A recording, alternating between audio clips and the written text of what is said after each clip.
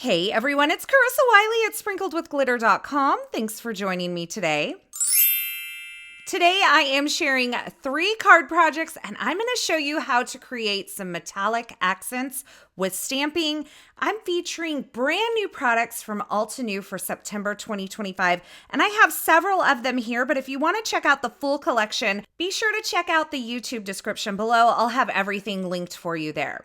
Now, I will be using the new One Go Solid Sentiment Strips 3. I love this collection. This is the new Gratitude Edition. It's perfect for the fall and those Thanksgiving months because it's all about gratitude and being thankful for the people and the things in your life. So I love this so much. And since it's a press plate, you can use it with your Better Press system, like I'll show you today, or with your hot foil system. Next up is the Autumn Whispers stamp and coordinating die set. I love these fall leaves and I'll be featuring this today with that metallic accent stamping. I'll also be using the coordinating dies and you can see that this set has a lot of fabulous sentiments as well. Some of these sentiments are a little bit longer, so they make perfect inside sentiments for your card projects. Next up is the nesting circles. This is a great basic. I recommend having a set of nesting circles in your stash. And also I'm going to be showing the new Cozy Sweater 3D embossing folder from Altenew. This is great for the winter months for holiday and fall projects. Finally, I'll be using the Essential Textures Fide Wood Grain press plate. This is another press plate that's great for foiling or for better press. For my metallic accent stamping, I'll be using the brand new bronze pigment ink from Altenew. You can see there's 3 new colors available: bronze, silver, and platinum. There are also re-inkers available, and this makes for a perfect metallic sheen with stamped images. I'll be adding this to my fall color palette that I'll be using, including Rouge, Pastel Sunrise, Pumpkin Pie, Marshland, Moss, and Espresso. This is a great kind of toned fall palette, and I love how these colors all mix together. Now I'm going to start my stamping and I'm using the Stamp Wheel 2.0. It's a great stamp positioning tool and I like to use a stamp positioning tool for this because I'm going to be stamping these images multiple times in the same spot. So I definitely recommend having some sort of positioning tool. Now I've positioned all of my stamps onto my white cardstock, and as I position my flip plate on my stamp wheel, I'm going to make sure that that hole or that opening at the top of the flip plate is always at the 12 o'clock position when I do my stamping. That's going to ensure that I stamp everything in the same spot every single time. So I'll start by inking up all of these beautiful leaves from the Autumn Whispers stamp set in Pastel Sunrise ink. I'm going to just kind of flip this over with the stamped images faced up, ink it up, and then flip it over and stamp onto my cardstock. Now, I had to answer a text message. So once I answered that, I flipped this back over, I re-inked again, and I'm going to stamp in the exact same spot by making sure that that opening at the top of my flip plate is always at the 12 o'clock position. Now you'll notice that I positioned my stamps all towards the bottom of this cardstock. That's so that I could get 2 groups of stamping on each half sheet of cardstock. Now for the metallic accent, I'm taking the bronze pigment ink and a mini ink blending brush from Altenew, and I'm kind of pouncing some of this metallic ink onto the edge of the stamps. Now this was kind of my first run through with this Pastel Sunrise and the bronze combination. And you're going to see me do a couple of things here to get the results I want. So I started with pouncing it on with a mini ink blending brush, kind of making sure that I press that down really well. And as I lifted my stamp plate or my flip plate here, I felt like it wasn't bold enough. And so I went back in with another layer of the bronze pigment ink using that mini ink blending brush, and I stamped again. And again, I kind of felt like, man, I'm not getting the concentration of ink that I really want.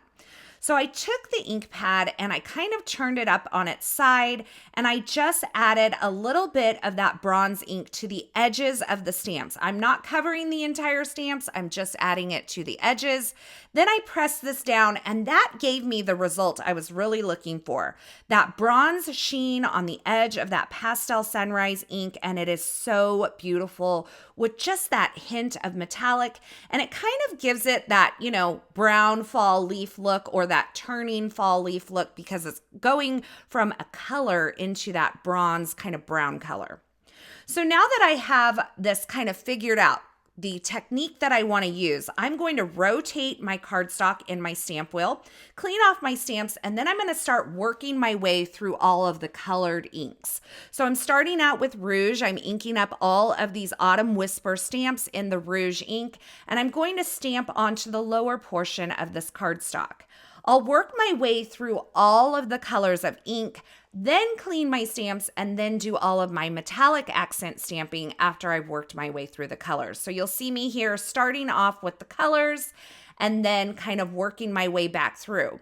Because I'm using a stamp positioning tool, I can flip out my cardstock or rotate it. I can change out the colors and I can stamp as many times as I want, knowing that I will always have my stamping in the same exact positioning as long as I ensure that that cardstock is in that lower left-hand corner every time I stamp. So you can see I've worked my way through all the colors, and now I am doing the technique where I kind of turn the ink pad up towards its side. It's like a modified rock and roll technique if you've ever used the rock and roll technique. Only instead of using a block, I'm using my stamp positioning tool. So I'm turning the ink pad kind of up at an angle to just get the edges of these stamps. And I worked my way back through all of the leaves, stamping that metallic accent on the tips of all of these leaves. And you can see that it turned out so beautiful. The colors I used at the top here are moss, and then I have marshland, rouge, and pastel sunrise. And I love the way that all of these kind of come together to create a gorgeous but feminine fall palette. So now I'm going to work on my sentiments, and for this I'm using the One Go Solid Sentiments 3 press plate. This is the Gratitude edition, and I'm placing it in the center of my Better Press platform, or the chase there. That magnetic platform will hold that press plate in place as I work my way through stamping or pressing these sentiments onto my white cardstock.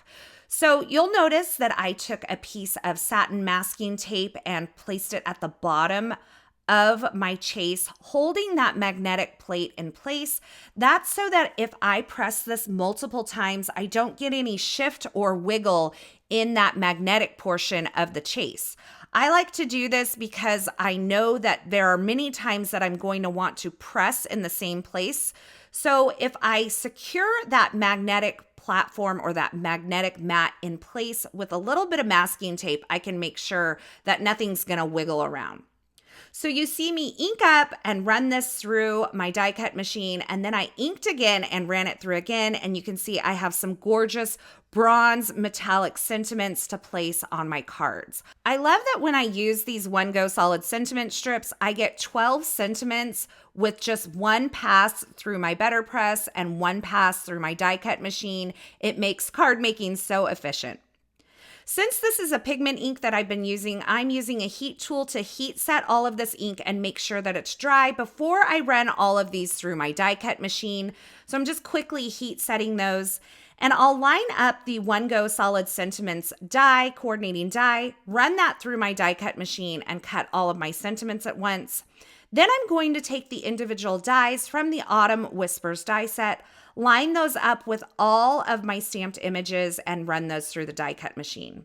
Now you'll notice that I'm going to actually take a piece of scrap paper and place it over the top of my stamping and my dies before I place the second A plate on top of my die cutting sandwich. That's so that if that metallic pigment ink is still a little wet, I'm not transferring that ink to my cutting plate, and I can make sure that subsequent die cuts are not going to pick up more metallic ink where I don't want it. Now I'm going to work on a couple of backgrounds. I'm starting out with the Cozy Sweater 3D embossing folder. I ran that through my Anna Griffin Impress machine using the A plate on the bottom and the magnetic mat on the top, and that gave me the perfect amount of pressure, but I would tell you to proceed with caution and make sure that as you're running these 3D embossing folders through your die cut machine, whatever that may be, make sure that there's not too much pressure. Too much pressure can definitely warp that, so you want to proceed with caution and make sure you're using the manufacturer's recommended die cutting sandwich for a 3D embossing folder. Now on the raised areas of this 3D sweater pattern, I wanted to add a little bit of that bronze ink. So I'm using a brayer and just picking up the bronze ink and rolling over the top of this pattern. That's going to pick up only where the pattern is raised and give me a beautiful little accent there of that metallic ink. Now for my second background, I'm using this Essential Textures Fine Wood Grain Press Plate. You're going to see me use this again in the future. I absolutely love it. It looks beautiful foiled. But for these cards, I'm using it with the Better Press system to press this fine wood grain texture onto some marshland cardstock. And you'll see I'm inking it up again with that metallic bronze pigment ink. And I'm running this through my die cut machine to apply the pressure that will press that cardstock onto the press plate and transfer the ink. And now I have a beautiful metallic bronze background for another card. I used the nesting circles dies to cut a few vellum circles here. And these are going to kind of serve as a landing place for all of the individual elements that I'm placing on my card. So kind of a grounding space. I like to use vellum for this because it doesn't take up much visual weight on the card and it's a very ethereal look. Now that I have all of my elements created and die cut, I'm just kind of pulling out some leaves. I'm making sure that I get a good mix of color and style of leaves for each of these cards. And I'm just kind of getting a feel for where I'm going. And once I have kind of an arrangement or a pattern and a color mixture that I'm loving, I'm going to pull out a sentiment for each of these cards, kind of plop it down, and then I can start the assembly process. Now these cards were feeling very brown at this point, and I wanted to bring a little color into the mix. So I used the One Go Solid Sentiments coordinating die to die cut some rouge and some pastel sunrise cardstock. And I'm going to offset the pressed sentiments onto these solid cardstock strips to bring a little bit more color and kind of break up some of the bronzies and the browns and bring just, like I said, a little more color to the mix in this arrangement. I'm using some tape runner adhesive here from Altenew to pick up all of these leaves that I've arranged onto this vellum circle. They're just kind of laying there right now in this line formation. So with that sticky tape on the back of my sentiment, I picked up all of those leaves in that arrangement. This one didn't pick up, so I just added a little more of that tape runner to the back and attached it to the back side. Then I used some Instant Dimension foam tape to adhere all of this arrangement to my vellum circle. So I'm kind of going towards the upper, I would say, third of this as I lay this down. And once I get it into position, I'm going to trim off the top portion of the circle so that I have just kind of a semicircle below this grouping. I'm attaching the fine wood grain texture background that I created onto a mat of moss cardstock using some tape runner adhesive. And then I'll attach this entire card front to an A2 size white card base using some 1-inch wide Instant Dimension foam tape. And I'll adhere my grouping onto the top of my card, again, using some Instant Dimension foam tape. I know I use a lot of foam tape, but I make no apologies for it because that's what I like. So I'm adhering that down. And then to finish this card off, I grabbed the Desert Dreams enamel dots and kind of sprinkled some of this kind of pinky apricot color onto my card front. So this finishes off card number 1, some beautiful fall leaves with that metallic stamping accent. I absolutely love the bit of sheen and the kind of color transition you get with this bronze pigment ink. So now that card number 1 is complete, we will go ahead and put together card number 2 with all of those elements that we already have. I'm starting out with a couple of leaves on this vellum circle, adding my sentiment with some foam adhesive, and then I'm kind of staggering in a few of these leaves at the top to kind of make this nice little spray. Again, I'm adding my vellum circle onto my card front using some foam adhesive that's just tucked behind those elements, so those elements definitely help kind of hide all of the foam adhesive that I'm using here. I'll place this in the lower right-hand kind of corner of my card project, and once I get it positioned where I like it, I'll put that down. I added this background onto a mat of moss cardstock and then added the entire thing to a white card base, again using some foam adhesive, and sprinkled some more of those Dessert Dreams enamel dots onto my card front. Now, I thought I was going to stop here with the cards because I have two gorgeous fall cards, but I had all of those leaves left over, and so I made one more card. I just added a variety of leaves onto a moss card front. I used some foam adhesive to adhere those and give them some depth and dimension. Of course, I have another one of those fabulous sentiment strips down there in the lower right-hand corner. And I kind of did an opposite color scheme. I used the moss and then the marshland on this final card project. So there you have it, 3 card projects featuring some metallic accent stamping. I had a great time going back to my stamping roots, and I'm loving the stamping revival that I'm feeling in myself. Don't get me wrong, I love a good die cut card, but there's something about stamping that just takes me back to my roots, and I love a little shine, so this is the perfect technique for me. I hope you enjoyed watching me create these cards. As always, I will have links to the featured products used in these projects in the YouTube description below. So if you're looking for something in particular, be sure you check there, or you can head on over to my blog. I'll have that linked in the YouTube description below as well. Over there, you'll find more still shots, more information, and a complete list of supplies. This video is a part of a video hop celebrating this brand new release from Altenew, so be sure to check the YouTube description below for your next stop on the hop, and don't forget to check out all the details on how you can win some fabulous Altenew prizes.